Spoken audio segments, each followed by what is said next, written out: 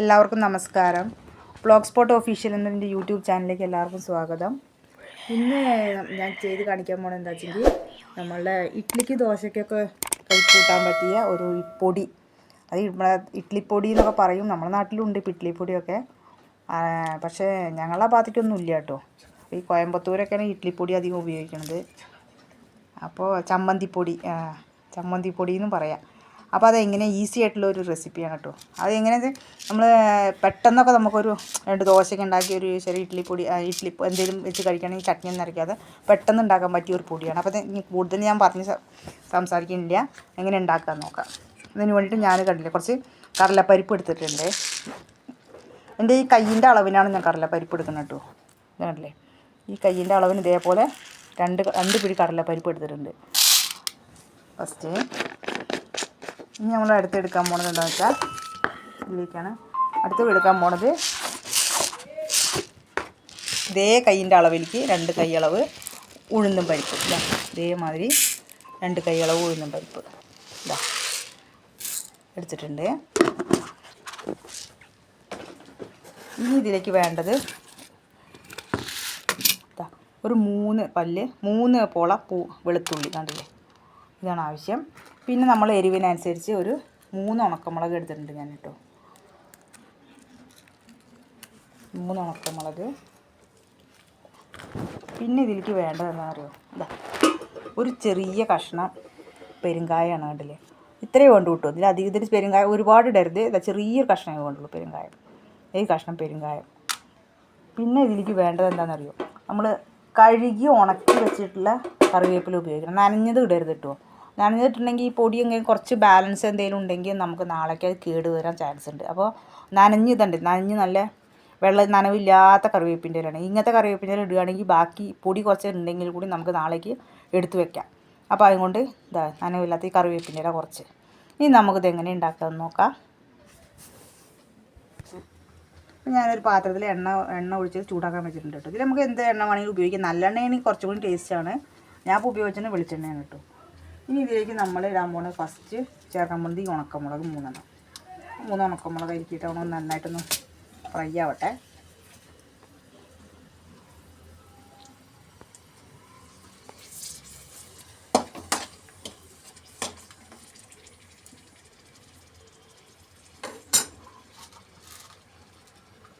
നമ്മളിതിലേക്ക് ചേർക്കണത് 3 വെളുത്തുള്ളി, പെരുങ്കായത്തിൻ്റെ ഒരു കഷ്ണം ചേർക്കുന്നുണ്ട്. അത് നന്നായിട്ട് മൂത്ത് വരുമ്പോൾ നമ്മളെ ഈ കടലപ്പരിപ്പ് ചേർക്കുകയാണ്. നന്നായിട്ടൊന്ന് ഫ്രൈ ചെയ്ത് തരുന്നുണ്ട്.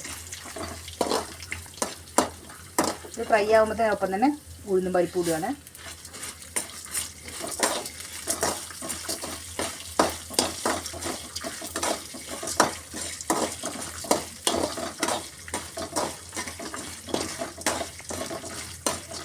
നന്നായിട്ടൊന്ന് ബ്രൗൺ കളർ ആവണതായിട്ടും വറുത്തെടുക്കാട്ടു.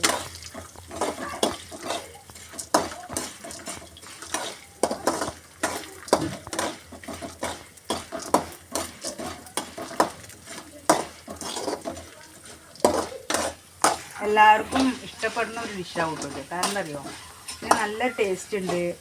പിന്നെ എന്താണെന്ന് വെച്ചാൽ ഇതിൽ ദോശയ്ക്കും ഉപയോഗിക്കാം, ഇഡ്ഡലിക്കും ഉപയോഗിക്കാം.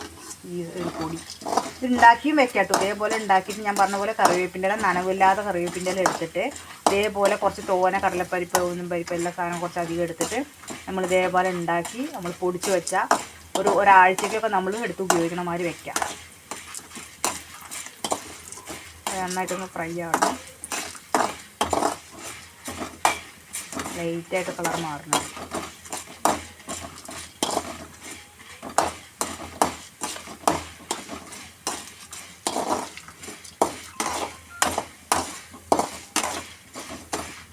ഇങ്ങനെ ആകുമ്പോൾ തന്നെ അതിൻ്റെ ഒപ്പം തന്നെ ഈ കറിവേപ്പിൻ്റെ ഇല ഇടാട്ടോ.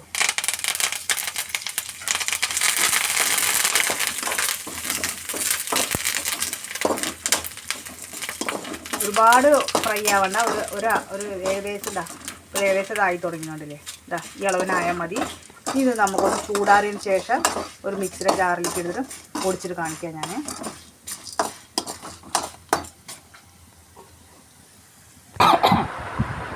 ഇപ്പോൾ നന്നായിട്ട് ആറിയിട്ടുണ്ട് കേട്ടോ, നന്നായി ചൂടാറിയിട്ടുണ്ട്. അപ്പോൾ നമ്മളിതൊരു മിക്സർ ജാറിലേക്ക് മാറ്റുകയാണ്.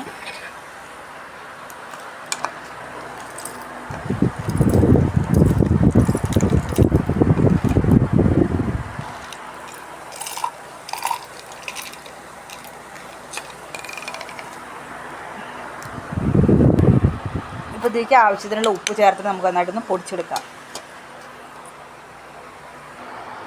അല്ല, ഇപ്പോൾ നന്നായിട്ട് പൊടിച്ചിട്ടുണ്ട്. ഇങ്ങനെ തരുന്നതൊന്ന് പൊടിച്ചാൽ മതി കേട്ടോ.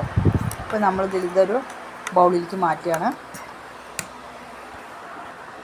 നല്ല ഇപ്പോൾ നന്നായിട്ട് പൊടിച്ചെടുത്തൊരു ബൗളിലേക്ക് മാറ്റിയിട്ടുണ്ട്. ഇതെങ്ങനെ ഉപയോഗിക്കാമെന്ന് ഞാൻ കാണിച്ചു തരാം. ഇതങ്ങനെ ചെറിയൊരു പാത്രത്തിലെടുത്തിട്ട് അതിൽ നിന്ന് നമുക്ക് ആവശ്യത്തിനുള്ള പൊടി, ബാക്കിയുള്ള പൊടി നമ്മൾ എടുത്ത് വെക്കാം കേട്ടോ. എത്ര വേണ്ട നമുക്ക് ആവശ്യമുണ്ടോ ആ ആവശ്യത്തിനുള്ള പൊടി നമ്മൾ ഇതിലേക്ക് ഇട്ടിട്ട് നമ്മൾ എന്ത് ചെയ്യണം, ഇതിലേക്ക് കുറച്ച് വെളിച്ചെണ്ണ അല്ലെങ്കിൽ നല്ലെണ്ണ ഏതെങ്കിലും ഒരു എണ്ണ മാത്രം ലേശം ഒഴിച്ച് ഇങ്ങനെ മിക്സ് ചെയ്തിട്ട് ദോശയ്ക്ക്, ഇഡ്ഡലിക്ക് കുറച്ചുകൂടി എണ്ണ ആവാത്തോ, വേണ്ടവർക്ക് കുറച്ചുകൂടി എണ്ണ ആവാം, അല്ലാത്തവർക്ക് ഇങ്ങനെ മരുന്നുകൾ ഉപയോഗിക്കാം.